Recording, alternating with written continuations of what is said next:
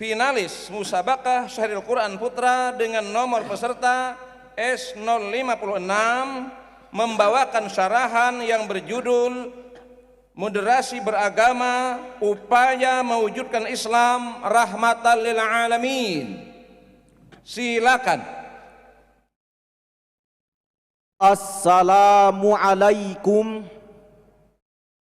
warahmatullahi wabarakatuh.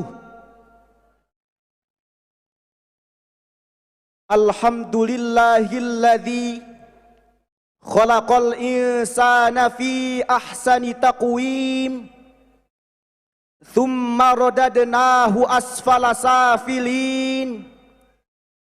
Assalatu wassalamu ala sayyidina Muhammadin khairil mursalin wa ala alihi wa sahbihi ajma'in.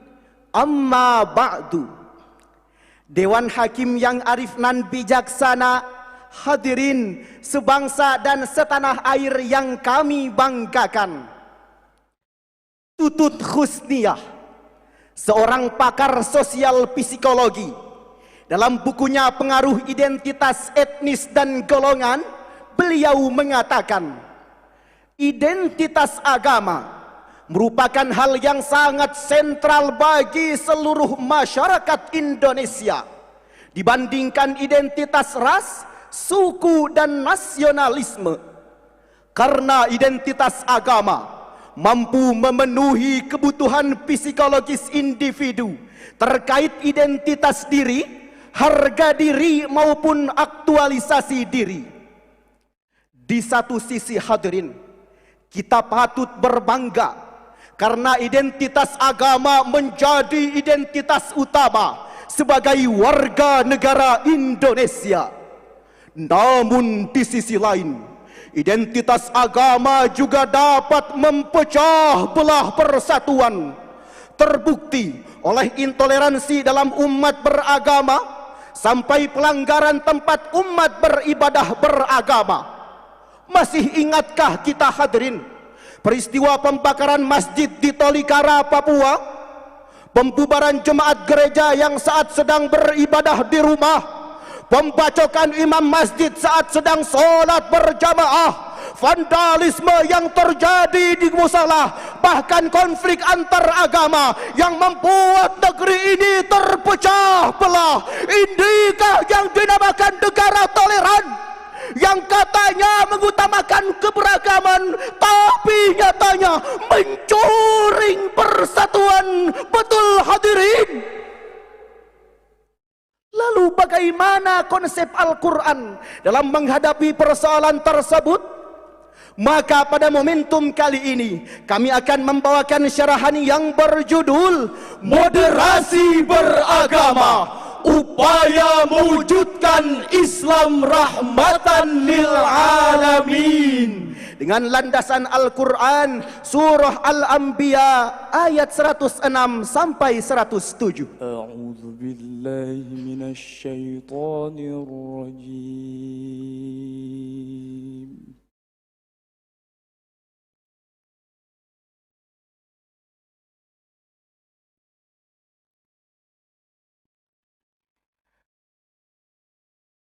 Bismillahirrahmanirrahim.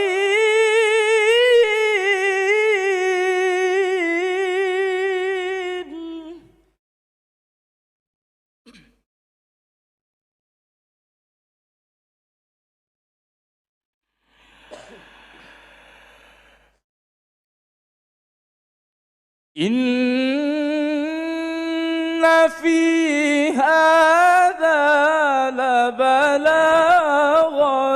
liqaumin 'abidin.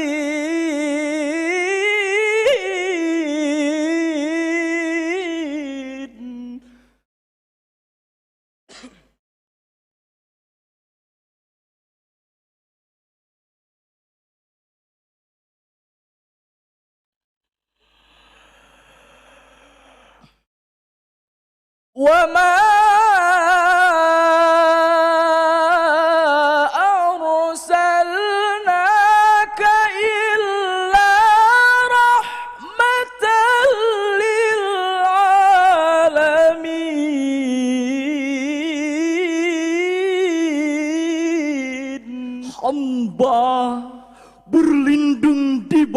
bawah kekuasaan Allah dari usikan setan yang terkutuk dengan menyebut asma-Mu ya Allah yang Maha Pengasih lagi Maha Penyayang. Sungguh apa yang disebutkan di dalam Al-Quran ini benar-benar menjadi petunjuk yang lengkap bagi orang-orang yang menyembah Allah. Dan kami tidak mengutus engkau ya Muhammad, melainkan untuk menjadi rahmat bagi seluruh alam. Dewan Hakim yang mulia, hadirin sebangsa dan setanah air yang berbahagia, Syekh Abul Fida Ismail Ibnu Katsir dalam tafsir Ibnu Katsir jilid 5 halaman 338 beliau menjelaskan, yakhbaru ta'ala annallaha ja'ala Muhammadan rahmatan lil alamin ay arsalahu rahmatan lahum kulluhum, bahwa Nabi Muhammad diturunkan oleh Allah bukan semata-mata untuk membinasakan orang yang tidak beriman, melainkan untuk menciptakan perdamaian dan menjadikan rahmat bagi seluruh umat. Hal ini sejalan dalam Al-Quran surah Al-Baqarah ayat 143. Allah menyebutkan satu terminologi yang berkaitan dengan moderasi beragama, yakni kalimat ummatan wasatan. Ya lal watan, ya lal watan, ya lal watan, hubbul watan minal iman, wa la takum minal hirman, inhadu ahlal watan. Ya lal watan, ya lal watan, ya lal watan, hubbul watan minal iman, wa la takum minal hirman, inhadu ahlal watan.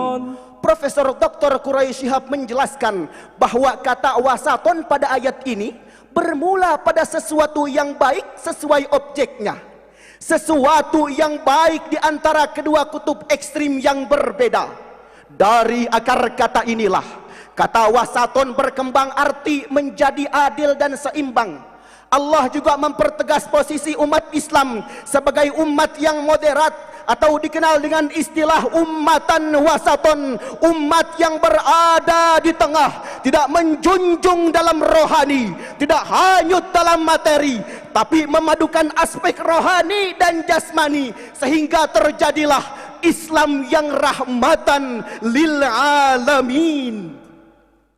Namun sayang beribu sayang, fenomena yang muncul sepanjang peradaban dan terus berulang adalah keadilan pemimpin dan aliran radikal yang sering menjurus pada tindakan aksi saling golok, saling gorok, saling tabok, saling tonjok, bahkan saling bacok.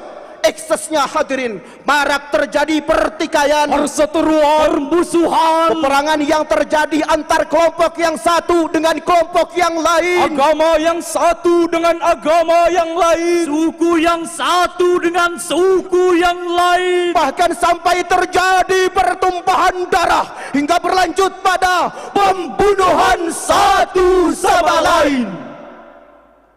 Timbul pertanyaan, mengapa Islam yang penuh dengan nilai kenyamanan justru lekat dengan label teroris dan ekstremis? Jawabannya adalah karena sebagian umat muslim ada yang berlebih-lebihan, atau dalam istilah agama disebut ghulwun, yakni berlebih-lebihan dalam beragama. Dari Ibnu Abbas radhiyallahu anhuma yang diriwayatkan oleh An-Nasai, Ibnu Majah, Ibnu Khuzaimah, Rasulullah sallallahu alaihi wasallam bersabda, "Iyyakum wal ghuluwa fid din, fa inna ma ahlaka man kana qablakumul ghuluwa fid din." Jauhkanlah diri kalian dari berlebih-lebihan dalam beragama.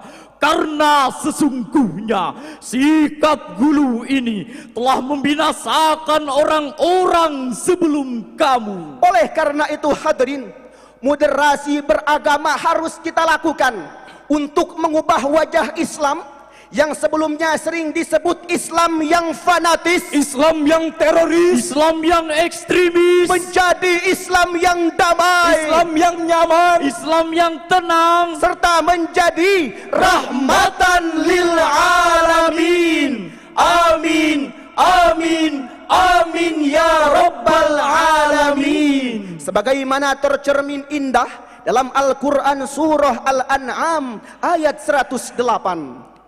ولا تسبوا الذين يدعون من دون الله فيسبوا الله عدوا بغير علم.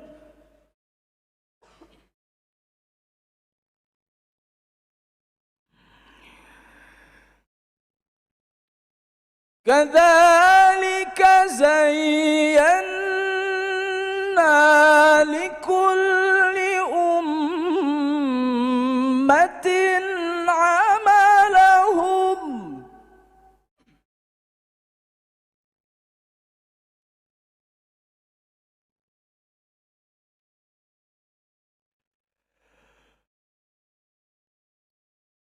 ثم إلى ربهم مرجعهم فينبئهم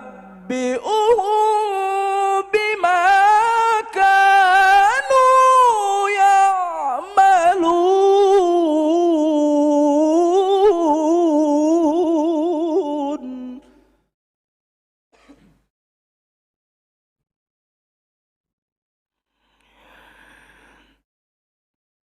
فينبئكم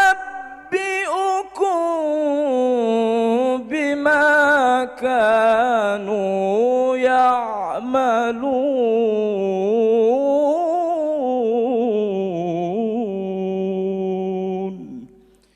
صدق الله العظيم. Dan janganlah kamu memaki sesembahan yang mereka sembah, karena mereka akan memaki Allah dengan melampaui batas tanpa dasar pengetahuan. Demikianlah kami jadikan setiap umat menganggap baik pekerjaan mereka, kemudian kepada Tuhan tempat kembali mereka, lalu Dia akan memberitahukan kepada mereka apa yang mereka kerjakan. Maha benar Allah nan Maha Agung dengan segala firman-Nya. Dewan Hakim yang mulia, hadirin sebangsa dan setanah air yang berbahagia, Imam Ali As-Sabuni dalam kitab Sofwatut Tafasir jilid 1 halaman 410 beliau menjelaskan, ay la tasubbu alihatal musyrikina wa asnamahum. Janganlah kalian menghina dan berhala orang-orang kafir. Allah juga memerintahkan kita untuk jangan menghina berhala orang-orang kafir, karena di balik hinaan dan cacian kita akan timbul kerusakan, yakni mereka menghina Allah tanpa dasar ilmu pengetahuan.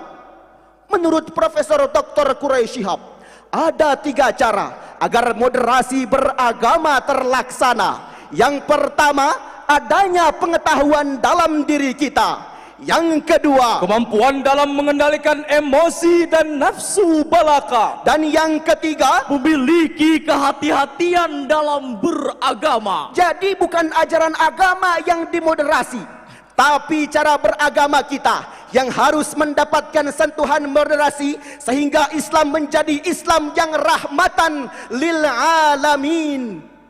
Sejarah membuktikan hadirin, Islam bukanlah ajaran agama yang sadis, bengis, apalagi teroris, melainkan Islam adalah ajaran agama yang harmonis, rahmatan lil alamin. Dengan demikian, jika akhir-akhir ini masih ditemukannya aksi-aksi terorisme, radikalisme, penyerangan tempat umat ibadah lainnya yang katanya dilakukan oleh orang Islam, sekali lagi kami katakan, ini bukan ajaran agama Islam, melainkan ini hanya merusak keindahan agama Islam. Islam mempersilahkan umat Kristiani untuk sampai pada tingkatan Isa Al-Masih. Islam mempersilahkan umat Hindu untuk mengamalkan ajaran Veda Vendata Resi Agatya. Islam juga mempersilahkan umat Buddha untuk menjalankan ajaran Dharma Siddhartha Gautama. Demikian pula Islam mempersilahkan umat Konghucu untuk sampai pada tingkatan Lisu, Sensu, dan Sensuennya. Bagimu agamamu dan bagiku agamaku. Dengan demikian hadirin, syarahan ini dapat kami ambil kesimpulan bahwa keberagaman merupakan sunnatullah yang Allah tetapkan kepada kita. Oleh karena itu hadirin, hal yang harus kita lakukan adalah saling menghargai, saling menghormati, bahkan saling mencintai, untuk sampailah pada semboyan kita, Bhinneka Tunggal Ika, berbeda tetap satu dosa, Satu bangsa, Satu bahasa, tanah air Indonesia, bersatu kita teguh, bercerai kita runtuh. Sebelum kami tutup, izinkan kami untuk membawakan sebuah lagu yang dipopulerkan oleh Bung Haji Rhoma Irama. Bhinneka Tunggal Ika, lambang negara kita Indonesia. Walaupun bermacam-macam aliran, tetapi satu tujuan. Bhinneka Tunggal Ika, lambang negara kita Indonesia. Walaupun bermacam-macam aliran, tetapi satu tujuan. Demikian dan sekian. Wassalamualaikum warahmatullahi wabarakatuh.